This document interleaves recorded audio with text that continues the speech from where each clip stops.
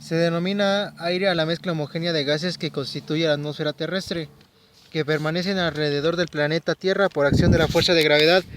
El aire es esencial para la vida del planeta y transparente en distancias cortas y largas.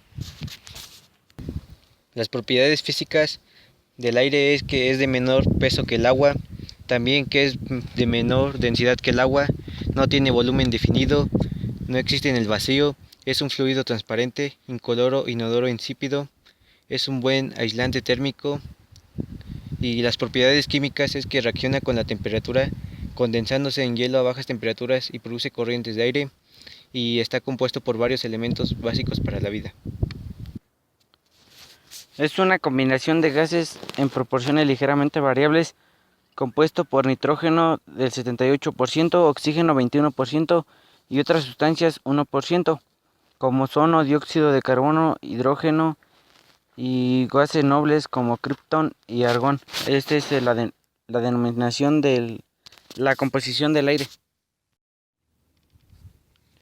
Ley de Avogadro. Esta ley suele enunciarse actualmente también como un mol de diferentes sustancias. Contiene el mismo número de moléculas. El valor de este número, llamado número de Avogadro, es aproximadamente de 6.022 por 10 a la 23. Y es también el número de átomos que contiene un mol de un elemento. Para explicar esta ley de Avogadro señala que las moléculas de la mayoría de los gases elementales más habituales eran diatómicas: hidrógeno, cloro, oxígeno, nitrógeno, etc. Es decir, que mediante reacciones químicas se puede separar en dos átomos. Leyes de los gases. Las primeras leyes de los gases fueron desarrolladas desde finales del siglo XVII, cuando los científicos empezaron a darse cuenta de que en las relaciones entre la presión, el volumen y la temperatura de una muestra de gas en un sistema cerrado se podría obtener una fórmula que sería válida para todos los gases. Algunos autores son Ley de Boyle, que establece que el producto presión-volumen es constante. La ley de Charles muestra que el volumen es proporcional a temperatura absoluta, y la ley de Gay-Lussac dice que la presión es proporcional a la temperatura absoluta. Composición del aire puro. De acuerdo con la altitud, composición, temperatura y otras características, la atmósfera que rodea la Tierra y comprende las siguientes capas o regiones. Troposfera. Alcanza una altura media de 12 kilómetros, es de 7 kilómetros en los polos y 16 kilómetros en los trópicos, y en ella encontramos junto con el aire polvo, humo y vapor de agua, entre otros componentes. Estratosfera. Zona bastante fría que se extiende de los 12 a los 50 kilómetros de altura en su capa superior, entre los 20 y los 50 kilómetros. Contiene gran cantidad de ozono, el cual es de enorme importancia para la vida en la Tierra porque absorbe la mayor parte de los rayos ultravioleta del Sol. Mesósfera, zonas que se sitúa entre los 50 y los 100 kilómetros de altitud. Su temperatura media es de 10 grados centígrados. En ella los meteoritos adquieren altas temperaturas y en su gran mayoría se volatilizan y se consumen. Ionosfera empieza después de los 100 kilómetros y va desapareciendo gradualmente hasta los 500 kilómetros de altura. En esta región constituida por oxígeno, la temperatura aumenta hasta los 1000 grados centígrados. Los rayos X y ultravioletas del Sol ionizan el aire enrarecido, produciendo átomos y moléculas cargados eléctricamente y electrones libres. Exósfera comienza a 500 kilómetros de altura y se extiende más allá de los 1000 kilómetros. Está formada por una capa de helio y otra de hidrógeno. Después de esa capa se halla una enorme banda de radiaciones conocida como magnetosfera, que se extiende hasta unos 55.000 kilómetros de altura, aunque no constituye propiamente un estrato atmosférico. Teoría cinética. La teoría cinética de los gases es una teoría física y química que explica el comportamiento y propiedades macroscópicas de los gases. Ley de los gases ideales. A partir de una descripción estadística de los procesos moleculares microscópicos. La teoría cinética se descubrió con base en los estudios de físicos como Daniel Bernoulli en el siglo XVIII, Ludwig Boltzmann y James Clerk Maxwell a finales del siglo XIX.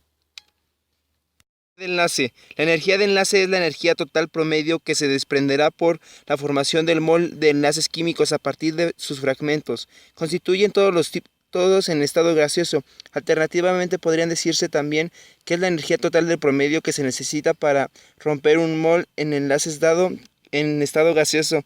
En enlaces más fuertes o sean los más estables, tienen energías de enlace grandes. Los enlaces químicos principales son enlaces covalentes, metálicos e iónicos.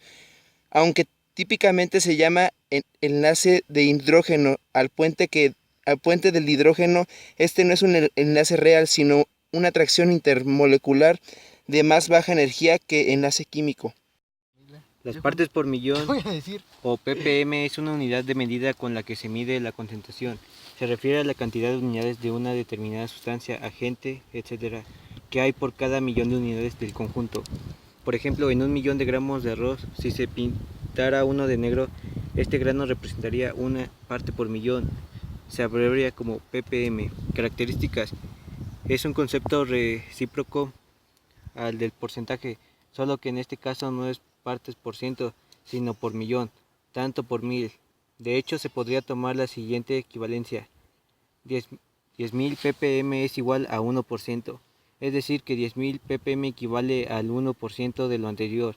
Se puede decir que esta unidad es usada de manera análoga al porcentaje, pero para concentrarse o valores mucho más bajos. Inversión térmica. Una inversión térmica es una derivación del cambio normal de las propiedades de la atmósfera con el aumento de la altitud. Usualmente corresponde a un incremento de la temperatura con la altura, o bien a una capa de inversión donde ocurre el incremento. En efecto, el aire no puede elevarse en una zona de inversión, puesto que es más frío y por tanto más denso que en la zona inferior. Una inversión térmica puede llevar a que la contaminación aérea, como el smog, quede atrapada cerca del suelo, con efectos nocivos para la salud.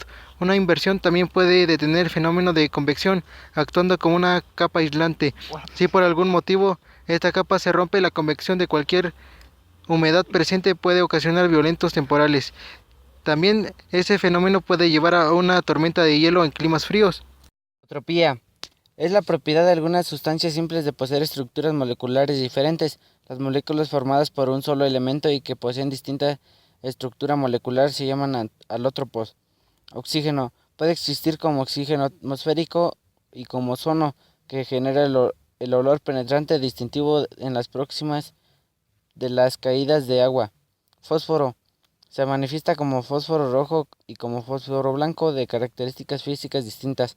Carbono, variedad alotrópicas, grafito, diamante, grafeno, fullereno y carbio.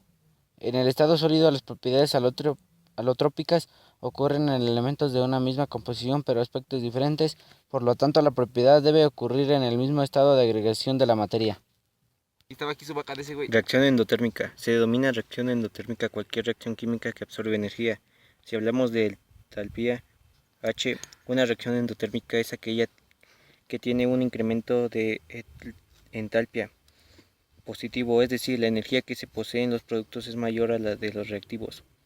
Las reacciones endotérmicas, y especialmente las relacionadas con el amoníaco, impulsaron una próspera industria de generación de hielo a principios del siglo XIX. Actualmente el frío industrial se genera como electricidad en máquinas frigóricas. Ejemplo de reacción endotérmica. Un ejemplo de reacción endotérmica es la producción del ozono O3. Esta reacción ocurre en las capas altas de la atmósfera gracias a la radiación ultravioleta proporcionada por la energía del sol. También se produce esta reacción de las tormentas en las proximidades de las descargas eléctricas. Reacción exotérmica. Se denomina reacción exotérmica cualquier reacción química que desprende energía, ya sea como luz o calor, o lo que es lo mismo, con una variación negativa de la entalpía, es decir, AH. El prefijo exo significa hacia afuera, por lo tanto se entiende que las reacciones exotérmicas liberan energía, considerando que A, B, C y D representan sustancias genéricas. El esquema general de una reacción exotérmica se puede escribir de la siguiente manera: A más B es igual a C más D más calor. Un ejemplo de la reacción exotérmica es la combustión. La lluvia ácida se forma cuando la humedad en el aire se combina con los óxidos de nitrógeno el dióxido de azufre y el trióxido de azufre, emitidos por fábricas, centrales eléctricas, calderas de calefacción y vehículos que queman carbón o productos derivados del petróleo que contengan azufre. En interacción con el agua y la lluvia, estos gases forman ácidos nítricos, ácido sulfuroso. La lluvia ácida se forma cuando la humedad en el aire se combina con los óxidos de nitrógeno, el dióxido de azufre y el trióxido de azufre, emitidos por fábricas, centrales eléctricas, calderas de calefacción y vehículos que queman carbón o productos derivados del petróleo que contengan azufre. En interacción con el agua de la lluvia, estos gases forman ácidos nítricos, ácido sulfuroso y ácido sulfúrico. Finalmente, estas sustancias químicas caen en la tierra acompañadas de las precipitaciones, constituyendo la lluvia ácida. Contaminación. Se entiende contaminación atmosférica a la presencia del aire o materias o formas de energía que implican riesgo, daño o molestia grave para las personas y bienes de cualquier naturaleza, así como que puedan atacar a distintos materiales, reducir la visibilidad o producir olores desagradables. Los principales contaminantes del aire se clasifican en primarios. Son los que permanecen en la atmósfera tal y como fueron emitidos por la fuente para fines de evaluación y de calidad del aire. Se consideran óxidos de azufre, monóxido de carbono, óxido de nitrógeno, hidrocarburos y partículas. Secundarios son los que han estado sujetos a cambios químicos o bien son el producto de la reacción de dos o más contaminantes primarios en la atmósfera. Entre ellos destacan oxidantes fotoquímicos y algunos radicales de corta existencia como el ozono. A nivel nacional, la contaminación atmosférica se limita a las zonas de alta densidad demográfica o industrial. Las emisiones anuales de contaminantes en el país son superiores a 16 millones de toneladas, el 65% es de origen vehicular. En la Ciudad de México se genera 26.6% de dichas emisiones, en Guadalajara 3.5% y en Monterrey el 3%. Los otros centros industriales del país generan el 70% restante. En conclusión, la contaminación del aire es un problema que afecta a todos y debemos que buscar soluciones para reducir el índice de contaminación del mismo, porque ya como lo hemos mencionado es indispensable para la vida y si tiene un grado de contaminación cada vez se va a ir reduciendo más el índice de oxígeno debido a la contaminación que tenga en sus propiedades. En conclusión, el aire es un elemento indispensable para la vida del planeta. Hoy en día la contaminación del aire es un gran problema que nos afecta a todos los seres del planeta. El gobierno debe de implementar algunas medidas de prevención para reducir este problema. Ya conocemos diferentes medidas como lo son control vehicular o el famoso hoy no circula, pero a pesar de ellas debemos de tomar una conciencia libre en donde todos nos comprometamos a crear una sociedad libre de contaminantes, especialmente para nuestro planeta.